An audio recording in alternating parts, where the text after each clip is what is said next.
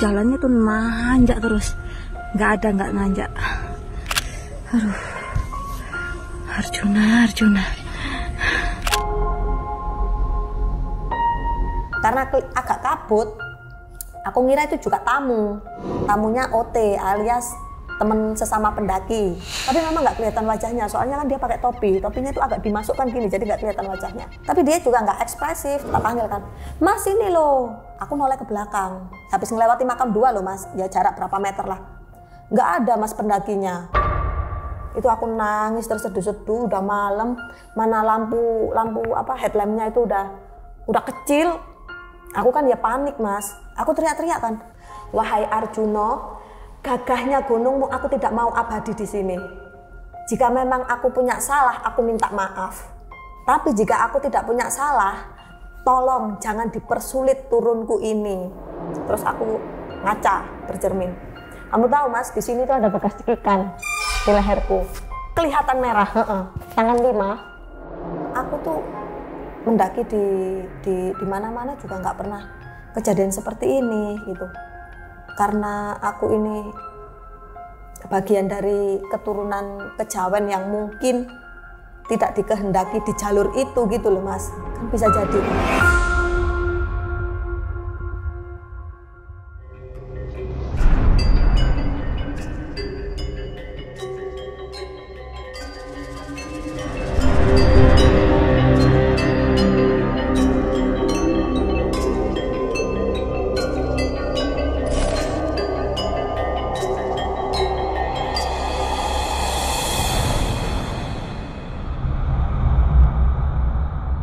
Kembali lagi bersama gue, Ivan Haryo, masih di Om Mamat Season 5. Siapa yang dari kemarin minta request cerita tentang pendakian lagi? Nah, pas banget nih, gue kabulin nih request dari kalian semua. Hari ini, malam ini bakal ada cerita tentang pendakian nih. Karena udah lama juga kan kita nggak bahas tentang gunung. Nah, pada malam ini bakal ngebahas tentang cerita pendakian di Gunung Arjuno. Tapi, yang bikin beda nih, narasumber pada kali ini mempunyai background keluarga yang berasal dari aliran atau budaya kejawen yang merupakan suatu kepercayaan atau nilai-nilai budaya yang turun-temurun tuh berasal dari masyarakat Jawa. Nah, intinya dulu keluarganya sering melakukan ritual-ritual kejawen gitulah yang pada nantinya ada hubungannya nih katanya tentang pendakian narasumber ini ke Gunung Arjuno. Langsung aja kita sapa. Selamat malam Mbak Dia. Selamat malam. Terima kasih sudah mampir ke RJ5 untuk yang kedua kalinya ya. Kedua Mbak kalinya. Dia ya. Jauh-jauh dari Sidoarjo. Nah, tadi katanya pas lagi nunggu mau syuting motek di kamar mandi. Iya. Ada gangguan tuh. Kayak gimana tuh Mbak Dia? Gini, waktu itu kan saya sudah chat Mas Rafli duluan tuh. Bahwa saya mau pinjam toiletnya sebentar, nanti kalau sudah datang. Jadi Mas Rafli bilang, Mbak masuk ruangan ini, toiletnya di sini, kalau mau pakai aja. Saya bilang ke Mas Rafli, sekarang saya boleh masuk ya Mas? Ya boleh gitu. Mas Rafli keluar, saya masuk toilet ini Mas. Oke. Ini kan dorongannya kan agak susah ya. Akhirnya berat. saya dorong agak effort begini, di backup itu ada perempuan. Rambutnya itu panjang tergerai, tapi saya tidak melihat wajahnya ya kan cepet Mas. Maksudnya pas waktu saya buka gini, di bathtub ada perempuan, langsung saya tutup lagi. Gitu. Di bathtub ada perempuan? Ada perempuan. Kayak lagi duduk. Mau mandi gitu? Iya, ya kayak kita posisi mandi di bathtub itu kan rata-rata kan kayak merenung kan. Duduk, diem, terus agak nunduk gitu. Jadi kalau ditanyain pakai baju apa, kayaknya enggak deh Mas. Karena posisinya udah kayak mandi. Oke. Kan rambutnya tergerai di sini. Kayak nggak pakai baju, ketutupan rambut yang panjang. Iya. Merinding banget nih guys. Ini korban udah ke berapa? Kalau nggak salah mungkin udah 10 lebih. Iya. Banyak yang cerita kejadian ngelihat sesuatu di kamar mandi studio RJ. Sosoknya sama? Kebanyakan juga dia melihat di arah bathtub, sosok cewek. Sama berarti maksudnya sosoknya sama Sosoknya gitu sama. kan? Iya. Mungkin beda-beda, yang satu ngeliat lagi berdiri, yang satu ngeliat lagi apa. Tapi selalu si sosok cewek itu.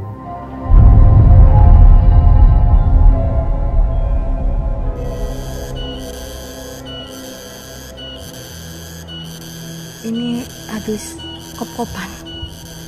Ini mau ke pondokan. Jalannya tuh nanjak terus. Nggak nanjak. Terus jalannya tuh bebatuan kayak ini nah. Nah teman-teman noh. Gila. Aduh. Arjuna. Nah jadi ini pendakian ke Gunung Arjuno solo hiking ceritanya. Saya itu pendakian ke Arjuno itu open trip. Oh ikut open trip. Oh tapi sendirian, nggak ada kenalan di situ gitu ya? Iya nggak ada sama sekali. Oke, nah terus yang keluarganya menganut aliran kejawen itu sampai Mbak dia juga sama? Sebenarnya sih untuk aliran kejawen itu putus di ibu, almarhum ibu. Jadi anak-anaknya itu sudah tidak ada yang menganut kejawen. Saya tuh mikir jadinya, maksudnya begini, saya tuh kalau mendaki gunung itu tidak selalu mendapatkan hal-hal yang mengerikan ya Mas ya. Karena saya kan mendaki gunung itu untuk menikmati alam, bukan mencari sesuatu yang aneh-aneh gitu. Cuma di pendakian lain itu nggak ada masalah. Bermasalahnya itu waktu di pendakian Arjuno ini. Tapi jadi saya tuh kayak menghubungkan gitu loh Mas. Apakah ini dampak dari waktu keluarga itu aliran kejawen dulu gitu loh. Ya mungkin saja sudah melakukan perjanjian dengan nenek buyut sebelumnya, kita kan nggak tahu. Gitu. Jadi tragedi yang saya anggap mengerikan itu waktu di Arjuno Via Tretes ini. Oke, bisa jadi ada sangkut pautnya dengan cerita di masa lalu di keluarganya Mbak Dia. Gitu. Betul. Oke, ditahan dulu Mbak Dia, ceritanya bakalan seru banget nih kayaknya. Buat teman-teman semua para lang dan Ajal Satsat, siapa tahu kalau kalian punya cerita horor juga, boleh banget nih kirim aja ke sini. Siapa tahu cerita kalian bakal kita undang ke Om Mamat. So langsung aja, nggak usah malam lagi, berikut adalah ceritanya.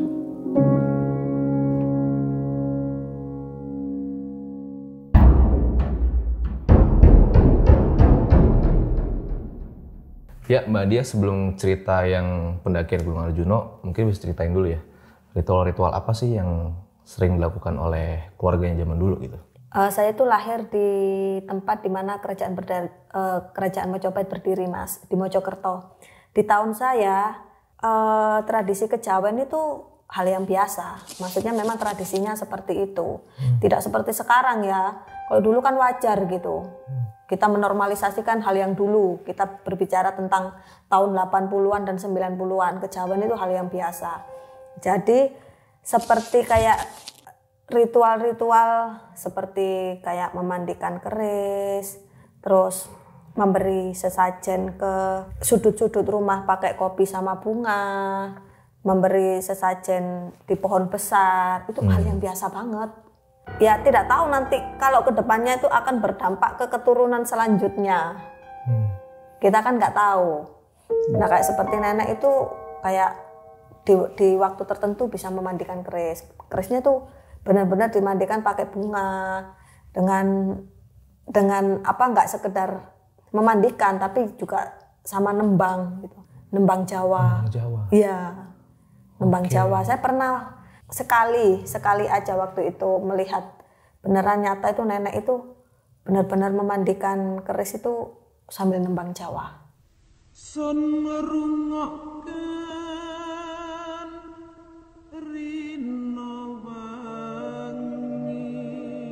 Gitu.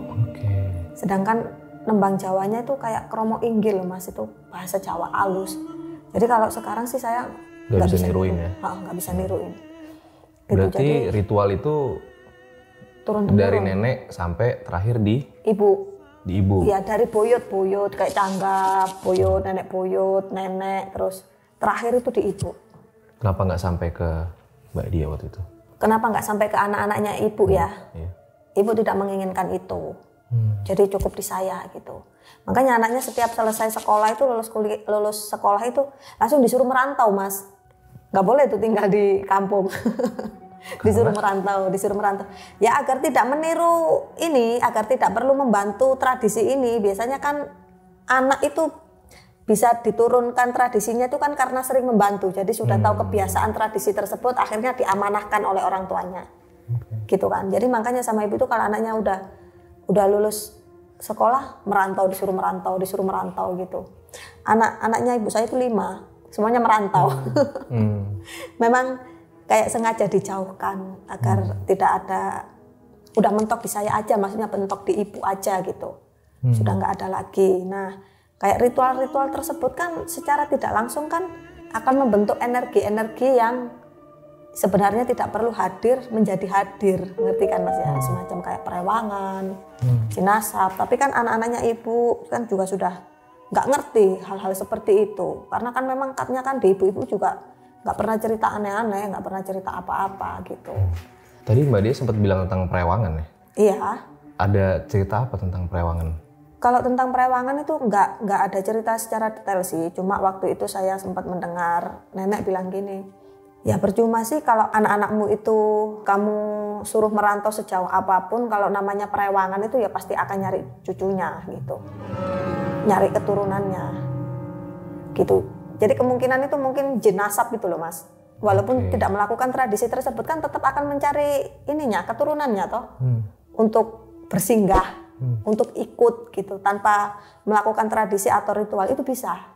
Karena kan dia sudah ritualnya, perjanjiannya kan dengan buyut-buyut waktu itu, yang urutan yang awal-awal itu, jadi kayak diturunkan gitu kan. Tapi dari Mbak Dia dan saudara ada yang pernah bertemu dengan itu? Kayaknya nggak ada sih, aman-aman aja. Atau dari cerita ibu? Nggak ada. Iya, beliau itu benar-benar mengkip hal-hal seperti itu, kayak ibu punya perewangan tak, ibu punya pegangan tak, nggak ada gitu.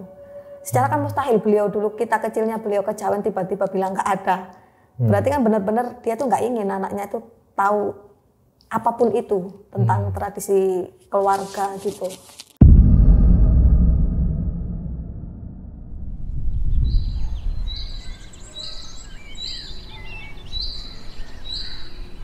Setelah itu nenek sakit.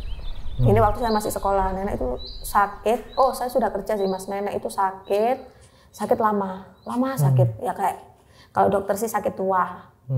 Tapi kalau omongannya orang tua ada pegangan yang belum mau dilepas. Hal yang biasa di waktu zaman itu, bukan di zaman sekarang. Hal yang biasa, kayak nenek orang tua susah meninggal itu, kalau di dokter kan memang ya nggak ada sakit apa-apa, emang udah tua aja. Tapi kalau sesama orang sesepuh kan pasti bilang, bisa dilihat gitu loh, ini ada pegangan apa enggak gitu.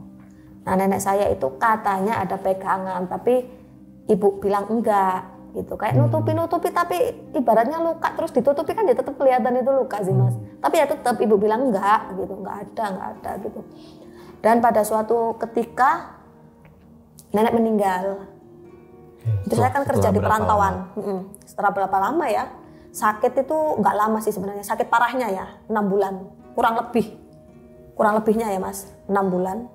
Beliau sakit kerasnya itu, terus itu pun di pangkuan ibu. Di waktu itu ada saudara yang melihat, waktu itu mengintip ya, mengintip sebelum nenek meninggal. Itu kan nenek itu pengen ngomong apa gitu, cuma mungkin ibu itu kayak tahu gitu loh ya, sesama pemegang tradisi kan pasti bisa mengkode kan. Ibu itu mendekat ke nenek, itu mulut lewat mulut itu loh Mas. Jadi kayak nenek itu kayak mengeluarkan asapnya itu masuk ke mulutnya ibu. Asap? Iya, asap. Itu kata saudara ya, bukan saya yang melihat, karena kan waktu itu saya kerja toh. Tapi nggak berani speak up yang gimana karena ibu itu juga membantah gitu loh Mas. Nggak ada seperti itu, nggak ada gitu. Padahal waktu itu saudara ada yang benar-benar melihat gitu. Tetap ibu itu membantah, nggak ada gitu. Padahal yang lihat itu beneran gitu. Jadi dari kerongkongannya nenek itu kayak keluar dari mulutnya itu keluar asap. Nah asapnya itu yang disedot ya, ditelan sama ibu. Seperti itu. Sampai pada akhirnya nenek sudah nggak ada dan ibu sudah tidak meneruskan tradisi itu.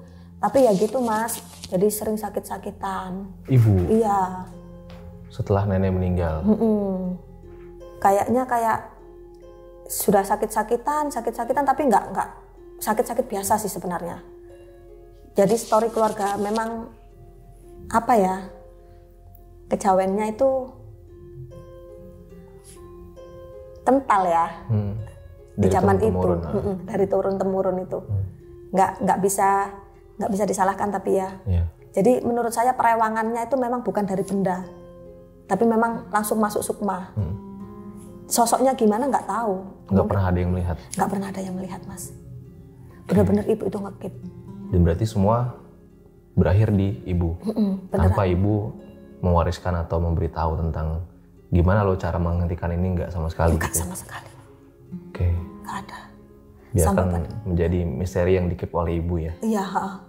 Hingga menutup matanya. Hingga akhir menutup mata itu dikip beneran. Oke. Dan setelah wafatnya ibu, selama bertahun-tahun nggak terjadi apa-apa. Nggak terjadi apa-apa. Sampai yang di Gunung Arjuna ini. Sampai pada akhirnya saya punya hobi baru yang menyenangkan, yakni mendaki gunung. Oke. Gimana nih ceritanya, Mbak? Iya.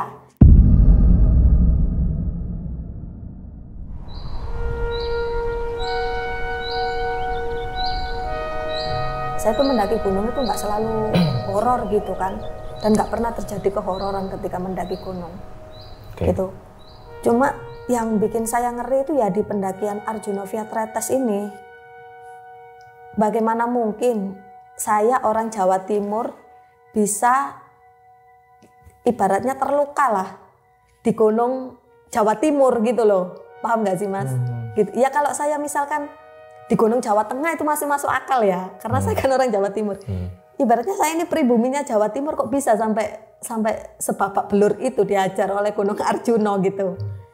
Makanya saya jadi mikir, apa ada hubungannya sama ritual tradisi kejawen dulu ya? Karena ibuku tuh sempat, kan waktu kecil tuh iseng, aku kepingin Bu gitu mendaki gunung sama teman-teman. Nggak usah ngapain gitu, nggak perlu. Tapi kan orang zaman dahulu tuh nggak mau memberikan alasan. Ya udah, sekata dua kata aja gitu. Kalau A, B, B ya orang bener, ya. Bener. Nah, ketika mendaki gunung ini Mas, yang Arjuna ini sebenarnya saya kan nggak ke Arjuna tujuannya. Tujuannya itu ke Cemoro Kandang, ke Kawah Candra di Muko, pakai OT. Karena kuotanya nggak bisa memenuhi manusianya, akhirnya di Kawah Candra di Muko ini cancel terus dialihkan ke pendakian Arjuna, mengingat pendakian Arjuna itu baru dibuka setelah kebakaran hebat itu.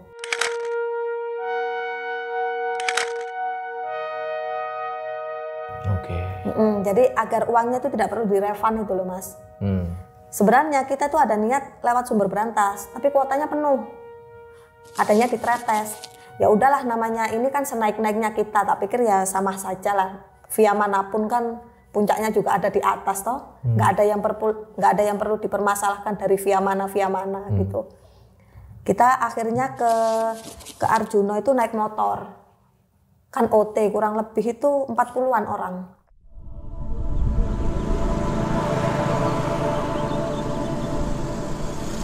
Ini kurang lebih 40 dan itu nggak ada yang saya kenal. Semuanya orang baru semua. Jadi saya juga nggak bisa ngehafalin nama satu-satunya ya, wajah-wajahnya pun saya nggak bisa ngehafalin gitu loh Mas. Intinya saya itu naik motor ke sana. Itu pun dicarikan tumpangan ke peserta OT yang motornya kosong. Dia nggak ngebonceng apapun, ketemulah sama yang namanya Mas Apian itu. Akhirnya kita ke Arjuna Via Tretes pakai motor, nepo di base camp. Base campnya kan sekarang di atas. Dulu di bawah, sekarang itu di atas. Jadi semua itu naik ke atas, terus sudah terkumpul semuanya, pas kurang lebih 40-an, saya lupa tepatnya 44 atau berapa gitu. Pas orang itu, terus kita makan bersama, setelah makan bersama, berdoa bersama, kita mendaki.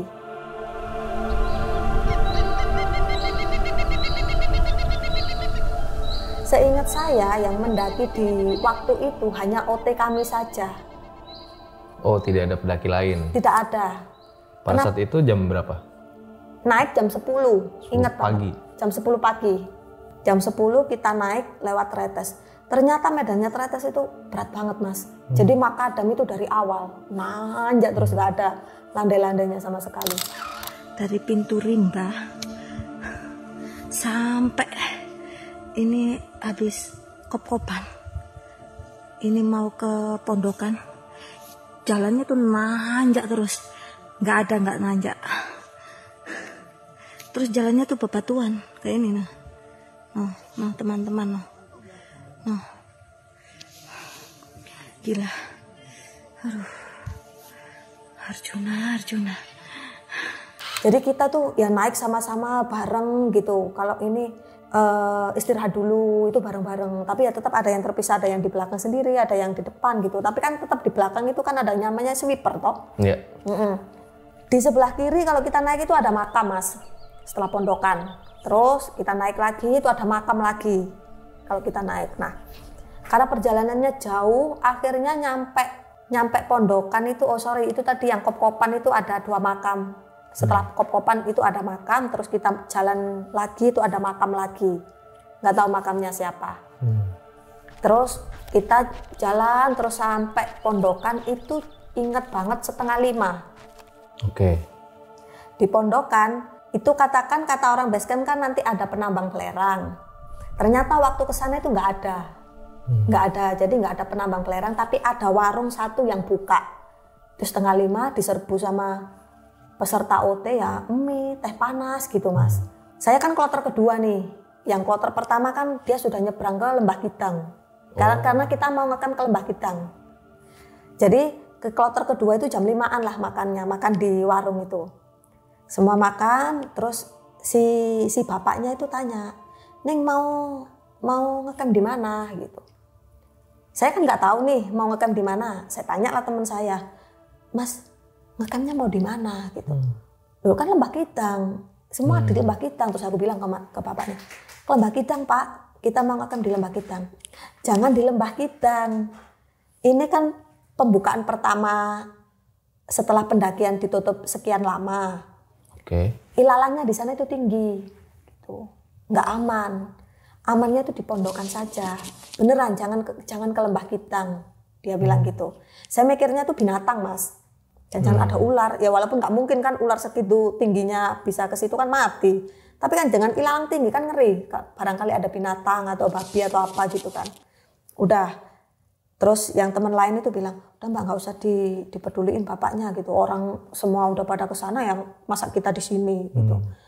Karena ini pendakian pertama, jadi medannya tuh rimbun gitu loh Mas. Dari pondokan ke Lembah Kidang itu harusnya kalau normal itu 15 menit, kita tuh hampir setengah jam karena nyari jalur itu. Apalagi kan kalau jam 5 atau setengah 6-nya gunung kan beda dengan kota. Kalau gunung kan udah gelap Mas. Gelap kabut gitu. Dan itu pun hanya pakai tali merah untuk ininya loh. Penandanya itu pita gitu aja. Nah, kalau gelap kan merah kan juga nggak kelihatan. Ya kan? Nah waktu itu kita kan baris gitu kan. Tinggal 10 orang kalau nggak salah. Buat ke Lembah Kidang bareng. Udah berhitung 10, saya kan di tengah. Nggak semuanya tuh pakai headlamp. Jadi depan pakai headlamp, nomor 3 pakai headlamp, nomor diselang-seling gitu loh Mas. Pas waktu lewat Lembah Kidang itu kan rimbun. Saya tuh melihat ada binatang, kijang. Kijang itu tanduknya tuh udah kayak mahkota Mas, tinggi banget. Udah megah banget kayak raja gitu. Dari arah? Ya dia diem di Lembah Kidang itu. Maksudnya pas kami lewat itu loh, dari jauh itu saya tuh melihat. Sedangkan si kijangnya ini rusak, ya kijangnya ini melihat kita juga, lebih tepatnya melihat saya. Jadi saya tuh sampai noleh banget itu. Saya tuh mikir, saya nggak mikir aneh-aneh, mikir cuma gini, kijang ini apa binatang nokturnal ya? Kok jam segini masih ada, nggak tidur gitu loh Mas. Biasanya ya nokturnal, bukannya karnivora atau gimana gitu. Jadi kijangnya itu lihat saya lihat kijangnya. Setelah itu saya kan jatuh, karena kan medannya kan ada pohon yang roboh, terus ada jeglongan gini kan nggak ketahuan kalau rimbun itu Mas. Akhirnya saya jatuh tapi kan tanahnya empuk, sudah nggak makadam, sudah nggak batu kayak tanah gitu, terperosok lah lebih tepatnya gitu. Jadi yang belakang itu, "Mbak nggak apa-apa ta?" gitu. "Iya nggak apa-apa" gitu. Udah diangkat kan, saya dibangunin gitu, saya noleh ke kijangnya tuh sudah nggak ada, mungkin lari atau gimana gitu ya. Sudah nggak ada kijangnya. Sudahlah saya nyampe tempat camp, ilalangnya tuh tinggi banget Mas, segini-gini loh. Jadi kalau mau bikinin tenda tuh harus digini. Iya. Harus dipasrak dulu gitu. Sudah sampai pihak OT itu buka tenda itu, saya datang itu tendanya itu belum selesai. Kan mereka harus iniin dulu rumput-rumput ilahan tinggi-tinggi itu, diinjek-injekin dulu agar tenda itu bisa berdiri. Setelah tenda itu bisa berdiri, saya masuk. Ingat banget masuk itu 6:30 pas. Saya masuk ke tenda 6:30, si panitianya masak. Karena saya kan udah kenyang Mas, yang dari warung itu kan orang cuma jalan 30 menit doang. Saya bilang udah aku bakso aja deh Mbak gitu, pentolnya aja saya makan bakso. Terus udah beres-beres, udah ganti baju dan lain-lain. Tepat jam 8 malam saya tidur. Saya ingat banget kok Mas. Karena waktu itu kan mau tak tancapin power bank kan, HP ku otomatis kan harus lihat layar dulu, lihat ininya tinggal berapa baterainya. Nah itu udah jam 8 tepat, itu langsung saya tuh ngantuk banget, langsung tidur. Rencana emang mau tidur di camp situ ya? Iya memang. Terus summitnya pagi gitu ya? Iya betul. Kenapa di situ? Karena kan kalau panitianya bilang kalau lewat pondokan nanti kita summit itu kayak memakan waktu nyebrang ke Lembah Kidang itu loh Mas. Kalau kita ke Lembah Kidang belakang kan sudah Alas Lali Jiwo. Jadi kita memangkas waktu summitnya itu. Lebih dekat.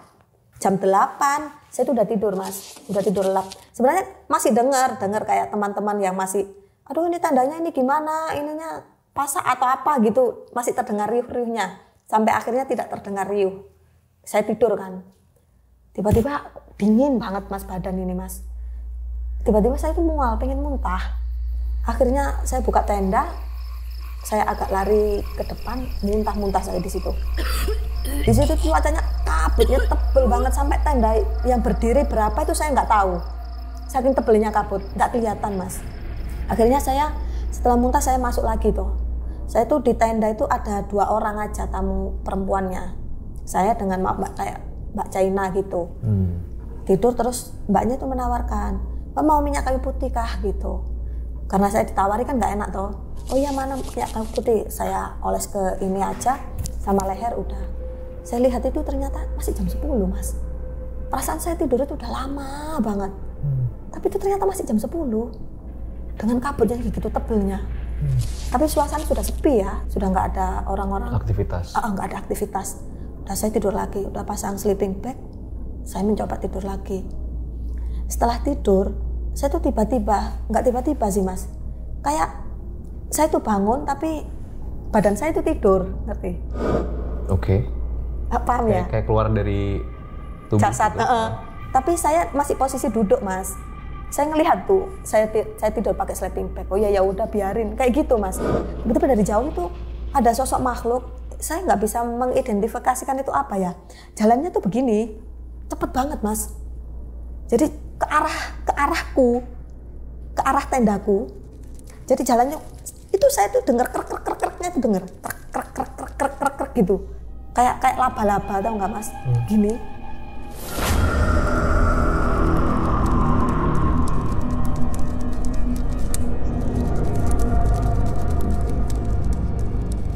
Masuk di jari-jari kakiku, jadi dia itu masuk gini. Kukunya tuh? Iya, masuk sebadan-badannya Mas. Badannya? Masuk, beneran masuk. Pertama itu kan panas tuh, kakiku tuh panas, habis panas itu dingin. Habis dingin tuh saya tuh teriak, dingin gitu. Si versi Mbak dan panitia, saya tuh habis teriak itu saya pingsan. Langsung dipindahkan ke tendanya panitia. Jadi kayak semacam hipotermia gitu. Jadi disadarkan, dibungkus emergency blanket, ini pokoknya gimana caranya lah agak sadar gitu. Sedangkan versi saya, setelah si sosok itu masuk dari kaki-kakiku itu Mas, tiba-tiba tubuhku itu berubah kayak jadi lapangan aja. Iya, ya tiba-tiba tubuhku itu kayak lapangan gitu loh Mas, kayak lapangannya lembah, kayak lapangannya Lembah Kidang yang masih ada ilalang-ilalangnya gitu.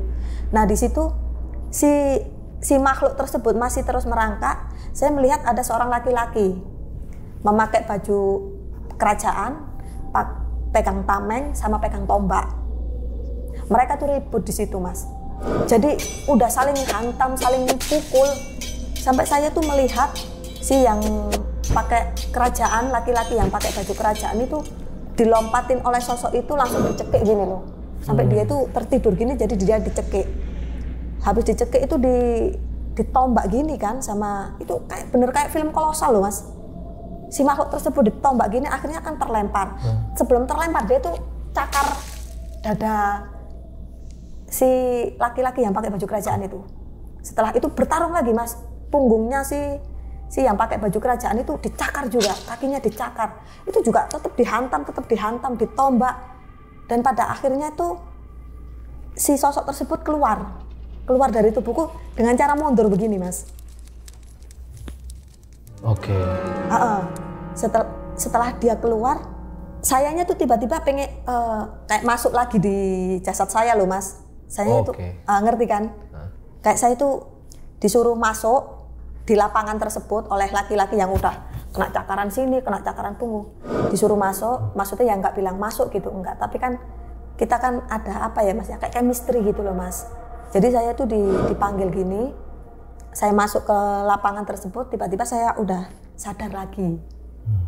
Itu sosok yang tadi nyakar-nyakar tuh kayak gimana? Kayak hewan atau kayak? Enggak, bukan hewan. Kayak manusia aja? Iya, kayak manusia tapi bentuknya aneh banget gitu mas. Pokoknya begini. Mukanya kayak muka manusia? Enggak kelihatan. Orang rambutnya acak-acakan itu mas.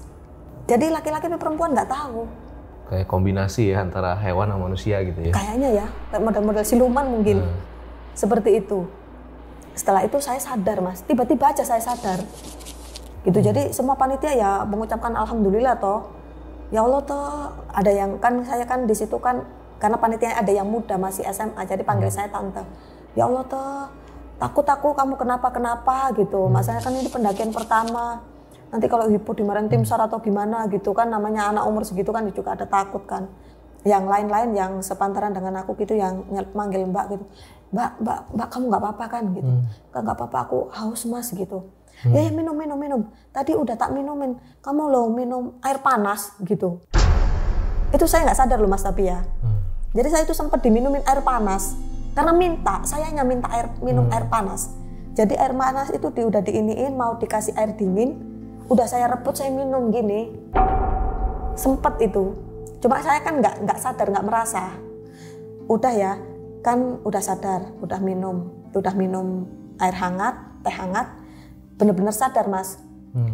Terus si ketua panitianya itu teriak-teriak ini, Samit, kan semua tertuju ke aku, tapi kan tamu lain kan juga harus mendapatkan haknya.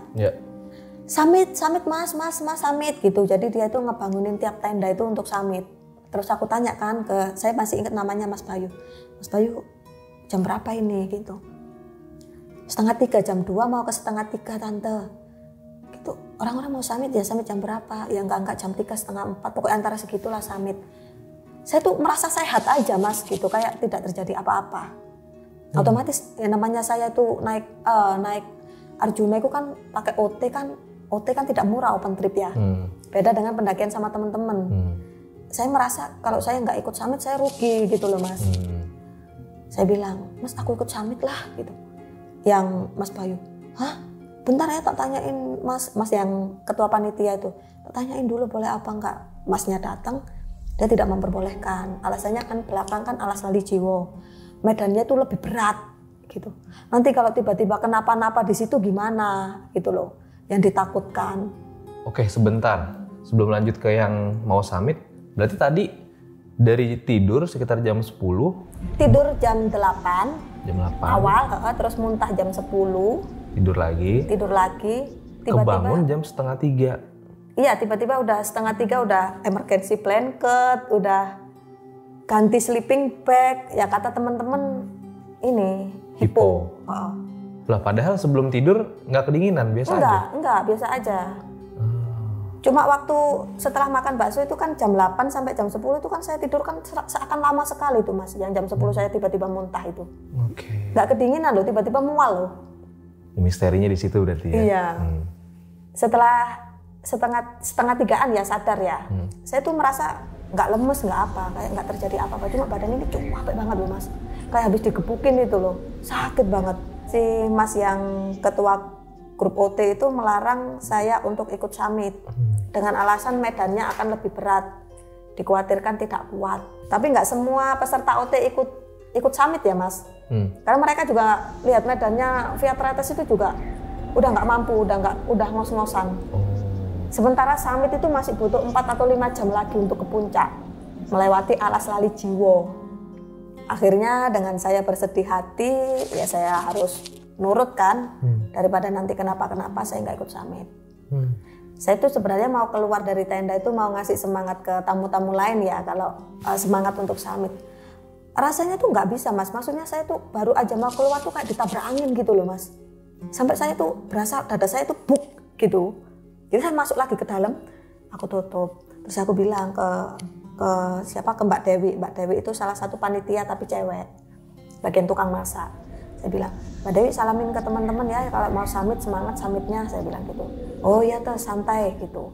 Jadi nggak semua itu summit Mas, saya itu masih banyak temennya gitu. Panitia juga ada yang nggak summit karena kan harus masak buat orang yang turun summit. Udah saya tidur lagi, sekitar bangun jam 6 mungkin. Itu pun dibangunin sama ketua grupnya untuk ngasih tahu pemandangan bagus. Mungkin biar saya itu terhibur kan, karena saya kan nggak bisa summit kan. Gitu. Pemandangannya bagus gitu. Terus setelah itu kan mereka masak-masak tuh.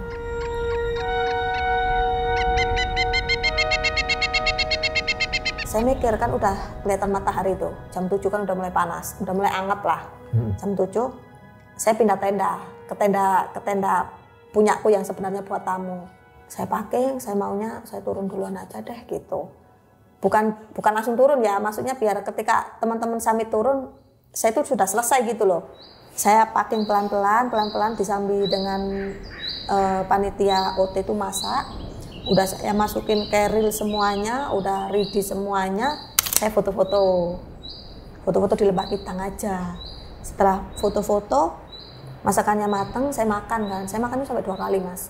Jadi kayak lapar banget gitu. Setelah itu Mas yang sebelah sana itu kan share pos tuh. Dia bawa tenda sendiri. Dia solo, maksudnya itu tenda buat tidurnya dia sendiri. Dia juga udah mulai packing gitu. Terus jam 10-an aku bilang ke Mbak Dewi, Mbak Dewi aku turunnya duluan ya gitu. Loh, ya jangan, nanti kalau ada apa-apa gimana? Kalau misalkan ada apa-apa kesasarnya itu tidak mungkin Mas, karena Arjuna via Tretes itu jalannya cuma itu aja, nggak ada cabang. Udah lurus aja, udah nurutin jalan itu nyampe base camp. Nggak ada persimpangan, nggak ada jalan ilalang, itu nggak ada, karena itu kan jalannya penambang belerang. Jadi kalau untuk sampai apa nyasar itu sangat mustahil. Kecil lah kemungkinan. Kecil kemungkinan. Makanya saya itu berani turun sendiri. Tapi kan dilarang, nggak boleh. Nah kenapa turun sendiri? Karena saya kalau turun itu lelet Mas. Pasti nanti keburu sama ini tim yang gede. Ternyata Mas yang solo tadi, yang solo serpos tadi juga mau turun. Udah turun sampai aku ya. Terus aku bilang lagi ke Mbak Dewi, Mas ini lo mau turun gitu. Oh ada berdua ta? Ya wis gak apa-apa kalau berdua, yang penting kan ada temennya, apalagi cowok gitu. Turun itu jam 10 tepat, kita duluan itu, tapi teman-teman summit udah mulai turun. Jadi aku pamitan sama teman-teman summit, akunya turun, mereka kan otomatis kan istirahat, makan dan lain-lain kan, belum packing Mas. Pasti kan nanti aku kan kebalap kalau aku lelet. Udah turun, gak ada masalah turun itu, ceria-ceria aja. Kok makin lama itu kaki tuh makin sakit banget ya. Kalau turun kan nahan lutut ini. Akhirnya kan jadi dari cepet jadi lelet. Kebalap sama Mbak yang satu tenda sama aku, Mbak Chinese itu. Jadi aku mikir, udah kebalap Mas, berarti kita ini yang beneran lelet ini turunnya. Saya bilang gitu. Terus Mbaknya nyamperin, enggak, bukan kalian kok yang lelet. Emang setelah makan itu aku langsung packing, aku langsung ikut turun. Loh, kamu turun sama siapa? Aku turun sendiri gitu. Kan jaraknya masih deket dengan pondokan. Oh, berarti aku ini lama Mas. Orang ketemunya itu hampir jam 12-an loh. Si Mas yang sama aku itu, aku kan ya lupa namanya. Itu minta turun duluan. Mbak, aku pengen turun cepet lah, maksudnya turun lama itu aku pegel gitu. Ya udah kamu duluan aja Mas, aku kan bisa ada Mbak Chinese sini gitu. Oke, aku jalan tuh ambil Mbak Chinese sambil ngobrol sebentar-sebentar, duduk terus jalan lagi. Kesalip lagi sama Mas Porter karena aku udah nggak kuat nih bahuku ini Mas ngangkat keril. Saya bilang ke Porter, Mas porterin lah kerilku, aku nggak kuat banget, aku mau nanti bisa-bisa sampai malam nih aku nggak nyampe base camp ini. Yo sini Porter lah. Oh ya air mineral, saya bilang gitu. Jadi, oh ya air mineral sama HP sama headlamp. Nggak bawa apa-apa lagi saya mas, saya nggak bawa hydropack. Jadi tangan kiri air mineral, tangan kanan trekking pole. Di HP itu kepala, taruh sini, headlamp. Udah itu aja. Itu jam 12, bayangan jam 12 itu, tapi headlamp itu ada di kepalaku. Karena kabut mas.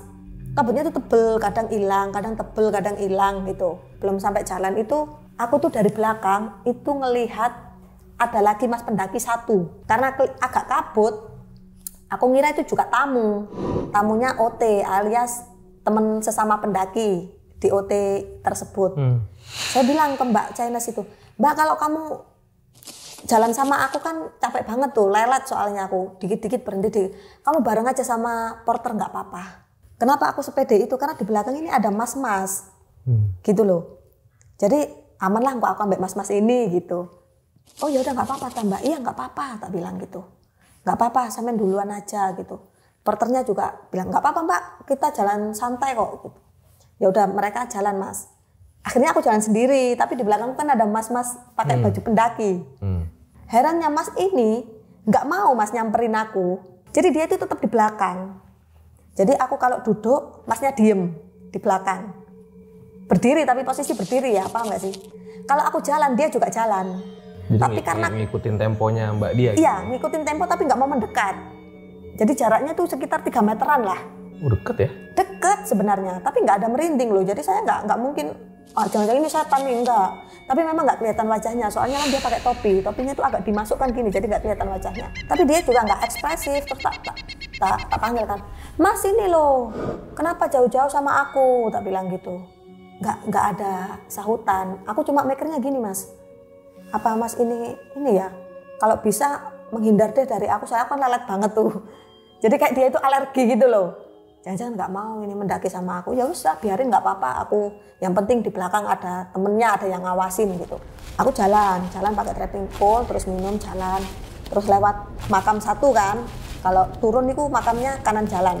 Tak lirik itu masih ada masnya. Terus ke makam jalan lagi mas, minum, berhenti. Dia tuh nggak mau nyamperin, tetap di belakang. Nyampe makam 2, aku kan turun mas.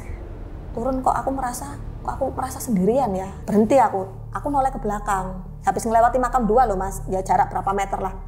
Nggak ada mas pendakinya. Jadi akunya kan kaget juga, panik mas. Di belakang nggak ada siapa-siapa. Aku teriak-teriak kan, mas gitu. Nggak ada jawaban sama sekali, benar-benar hening. Dan nggak ada pendaki naik, juga nggak ada pendaki turun. Bayangkan dengan trek segitu panjang dan kabut. Otomatis saya kan panik. Akhirnya saya naik lagi tuh mas. Mau nyari? Iya mau nyari, minimal pokoknya aku ketemu orang lah gitu.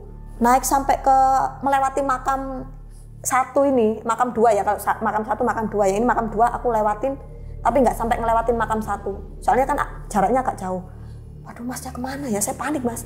Waduh, ya Allah ini aku sendirian di sini nih aku gitu. Udah pikiran nggak tenang. Cuma aku tenangin sambil minum air mineral, tak tenangin.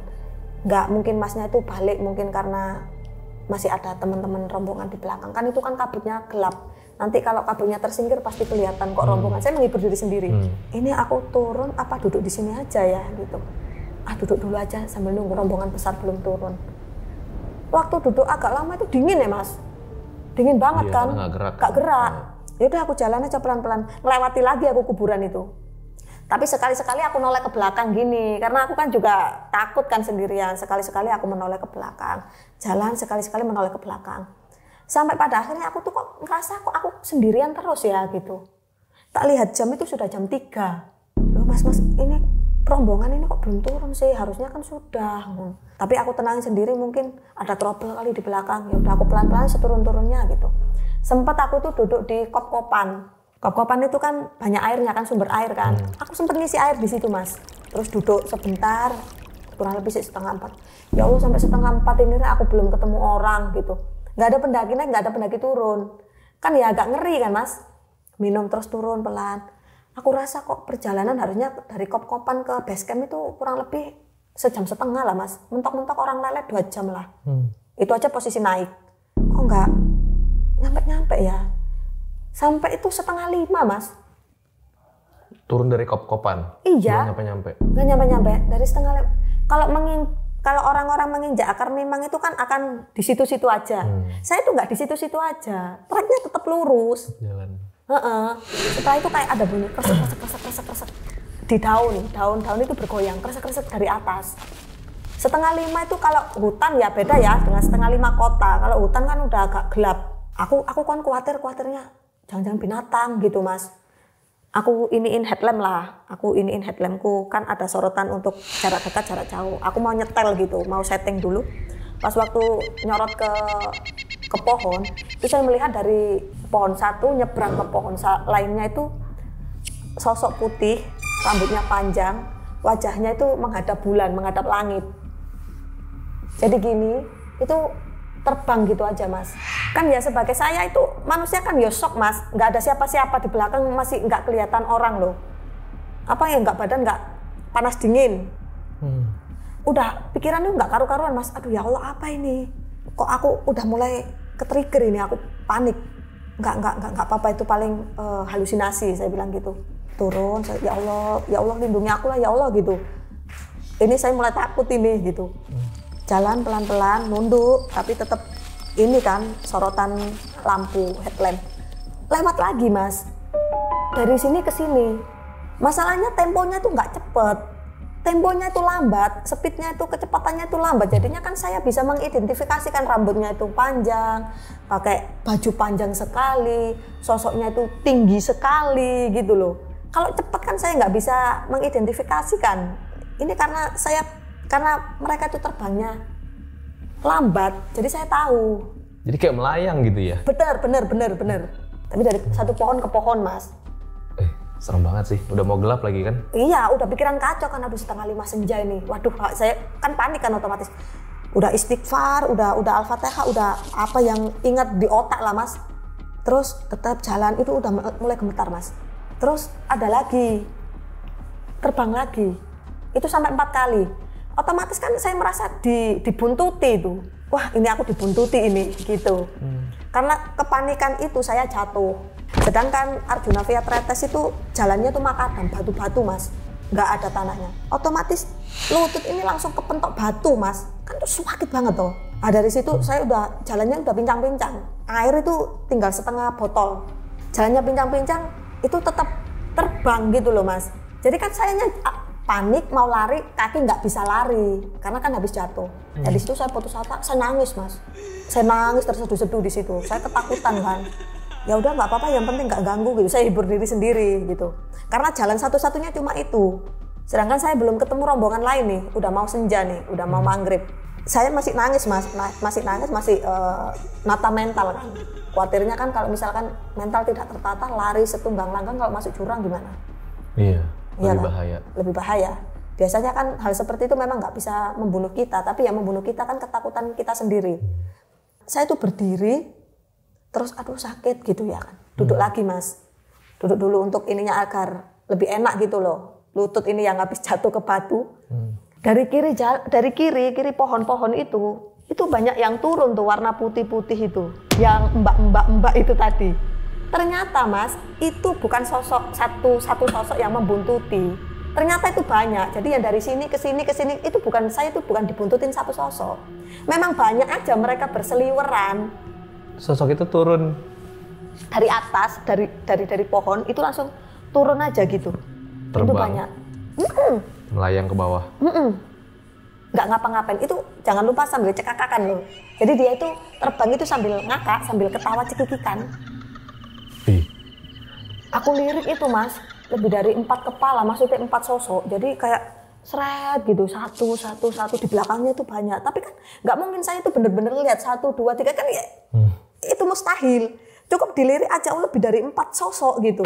Tapi mereka tuh diam mas, kayak mereka tuh juga mungkin bingung kali ya. Ini siapa? Mungkin.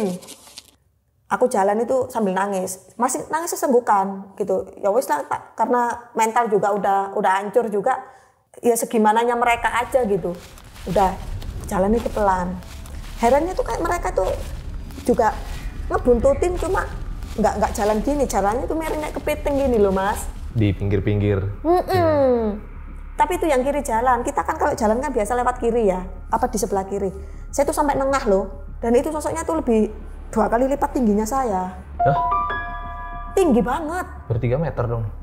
Ya kurang lebih lah, tinggi banget kayak raksasa gitu mas.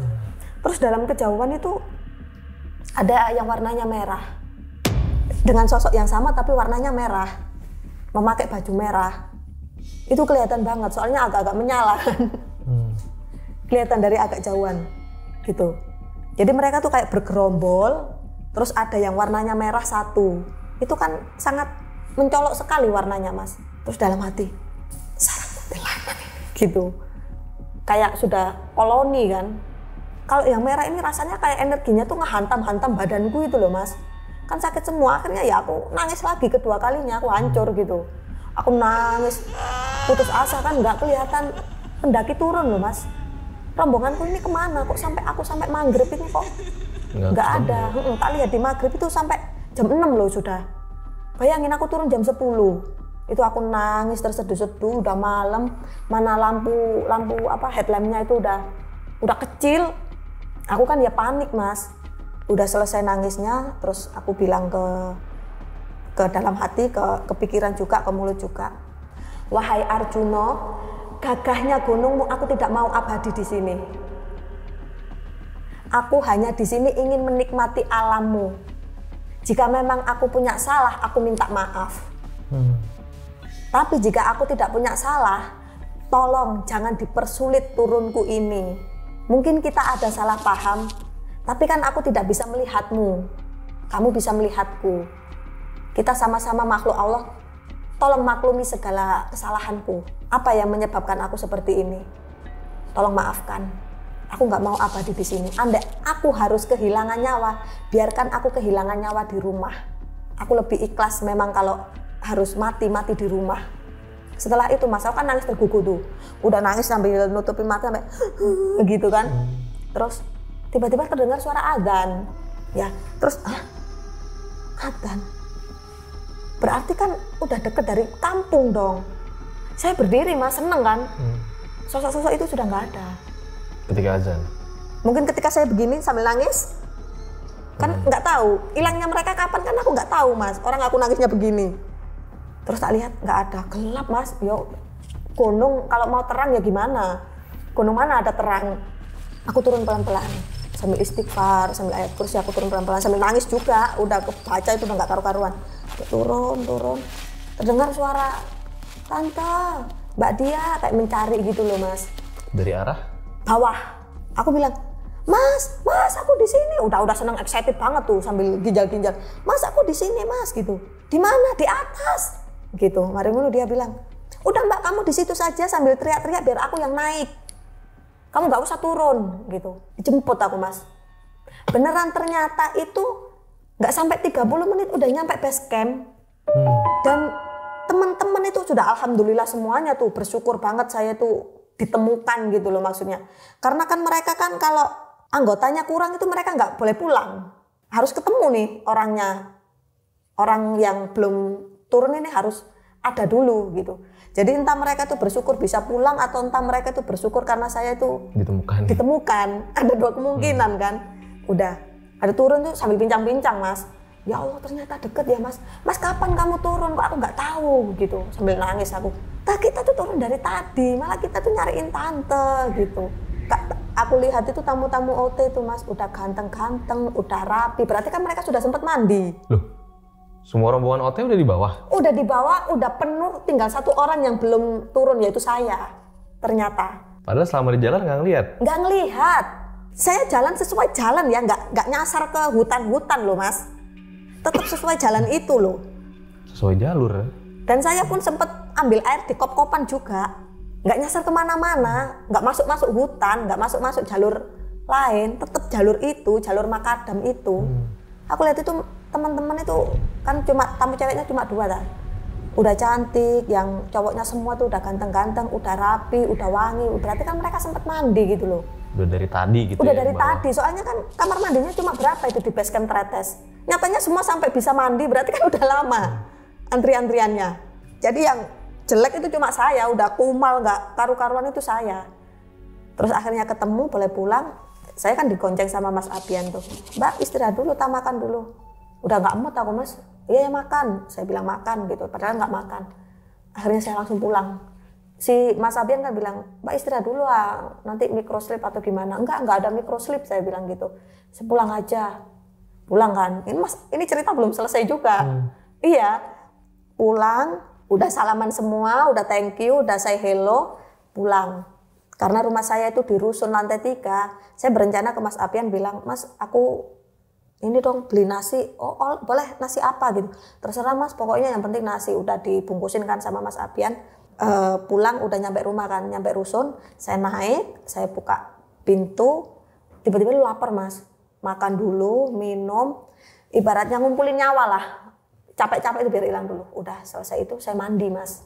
Mandi pakai udah sampoan, udah berbusa semua, kok leher ini perih, dada ini perih, punggung perih, kok semua perih badanku ini Mas.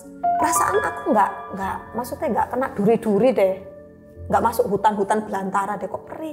Udah, ya namanya berbusa semua kan susah untuk nyari-nyari ininya ya kan. Udah aku mandi, pakai anduk, terus aku ngaca, bercermin. Kamu tahu Mas, di sini tuh ada bekas cekikan di leherku. Merah gitu? Kelihatan merah, tangan 5. Serius. Terus maaf, di sini itu ada cakaran juga. Di punggung itu ada cakaran 3 kayak krek gitu loh Mas. Itu ada. Terus di kakiku yang sini tuh juga ada. Panjang yang ini. Kalau yang sini tuh kayak kena kucing biasa, luka ringan. Tapi yang ini cukup dalam Mas. Sampai tak belikan obat salep di apotek loh. Karena dalam banget. Cakarannya dalam? Dalam. Darah dong? Kering, udah kering.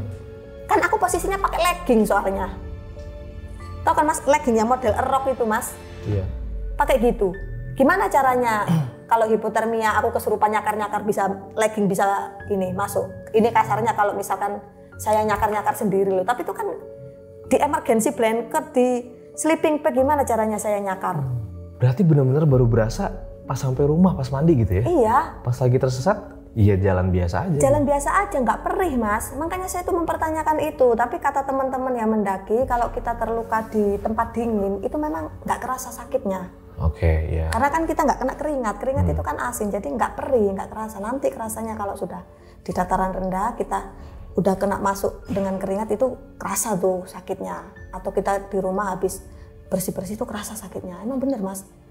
Iya. Jadi kerasanya habis mandi tuh kok celekit-celekit. Ya udah saya langsung belikan obat di apotek sampai mikir, ya Allah ini kenapa ya aku ya gitu. Tapi kalau dari teman-teman trip, kesaksiannya pas lagi Mbak Dia hipotermia nggak begini-begini?